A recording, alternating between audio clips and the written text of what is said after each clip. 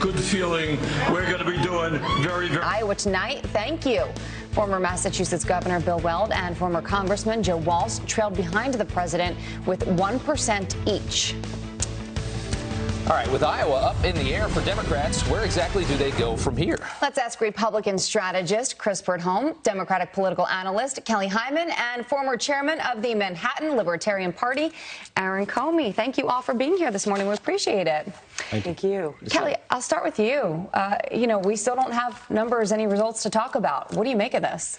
I think they're smart because there were some inconsistencies and there was a concern that they wanted to get it right. And in 2016, this happened before, and we didn't get the results to the day after. So I think we'll be fine. Chris, let's ask you a question here. Looking at this thing, Iowa's only going to be important for so long. In 1 week, we do New Hampshire. If this is still contested in the next few days, Iowa could almost become obsolete as all the focus will turn somewhere else. No, I completely agree. Yeah. I think it takes the wind out the sails, so to speak. Yeah. Especially for the candidates on the Democratic side. It's just absolutely crazy that they could not get this figured out. I was reading earlier, you had a county chairwoman who could not get her results to the party. She tried the app and it failed. She tried email and no one was responding, so she went to Facebook and put help. Wow. And a Facebook post.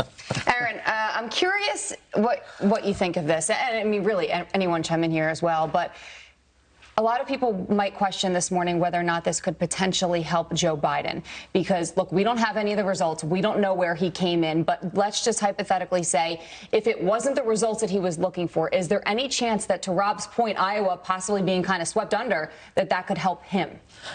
I think it actually hurts him at this point because of the snapshot. Right now, even though these are preliminary numbers, the numbers that are out have him in 5th place. So even if he was to perform better, once the full numbers come out, these numbers are in people's minds that he's falling behind. Kelly, one person that this certainly helps is Michael Bloomberg, who's just loving this story, right? Because he's sitting in California. He skipped Iowa. He said, I'm not going to deal with this state. And now it's not going to have that impact. At least at this point, it doesn't look like it's going to have that punch. Because even if we do get the results, you're going to have people that say, oh, well, I won the first round. Well, OK, I won the realignment. It's just going to get, I think it's going to get muddled, just the way they're doing the system this year. That helps Bloomberg, doesn't it?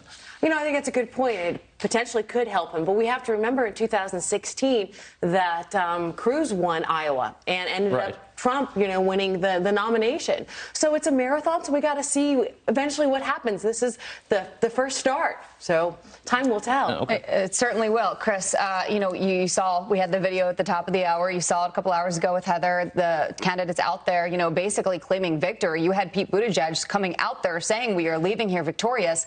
How do you do that when you just don't know yet? Well, you're absolutely right. And look, with an already divided and fractured Democratic Party. Oh, that is not true. Come on now. I disagree with you. That is definitely not true. Chris, go ahead. Well, certainly, it absolutely is true. With a certain fractured party, what they don't need is any more drama and any more chaos.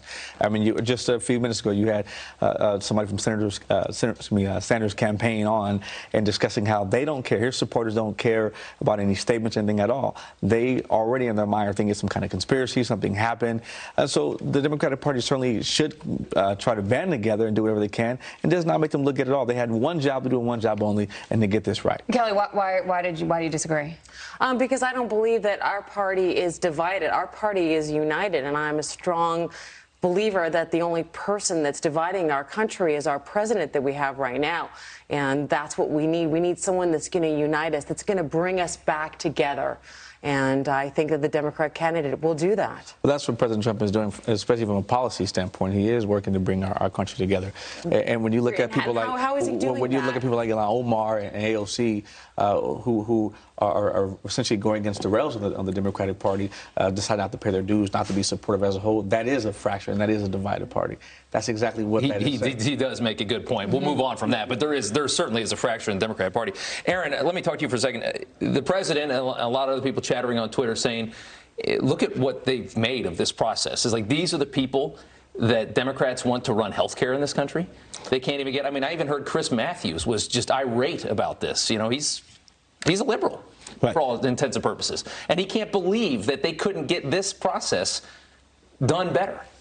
Yeah, it really looks bad, and predictably, Trump is capitalizing on the failure that this is. Although I know what the people like Bernie Sanders are going to say, they're going to come back and say that this is an issue that the party bosses couldn't get right, but that he himself could get right, even though I disagree with him, with Sanders. But I do know that we're going to be, it's different people that are responsible for this. And this might have an impact, though, going forward, whether Iowa is first next year. Well, right. And next time. Certainly. Speaking of going forward, Kelly, what do you think this does for momentum now going into New Hampshire? I think it's good for momentum in the standpoint that it's anyone's game and knowing that this is the first step. And I think it's important to remember that they were in Iowa concerned about some inconsistencies. And I think it was smart for them to wait they finally knew for sure 100% that they had the right person, because they didn't want to come out and say, oh, it's someone, and then turns out it actually wasn't someone. So I think it's smart from that way. Yeah, I mean, I think a lot of people agree with that. You want to be right, not necessarily first. Absolutely. Or quickest. Right. That's very true. But they better get it right pretty quick. Right. Because everybody's already left except Buttigieg. I think they're already in New Hampshire. I think Bernie Sanders is staying until the morning. Okay, yeah. All right. Well, So, we'll see. All right. Thank you so much. Panel, we appreciate it, of course. Thank you, guys. All right.